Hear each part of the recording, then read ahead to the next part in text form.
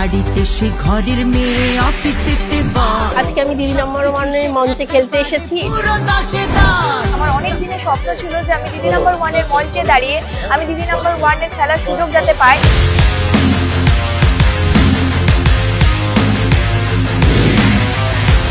এখানে এসে নতুন নতুন খেলা, নতুন নতুন অভিজ্ঞতা নিয়ে আমার পথ চলা। দিদির সাথে মজা করে আরো ভালো লাগছে, আপনারা কিন্তু অবশ্যই দেখবেন। আর ঘোরাবে কচি কাঁচা বুড়ো বা জোয়ান, দিদি নাম্বার ওয়ান, দিদি নাম্বার ওয়ান, দিদি নাম্বার ওয়ান।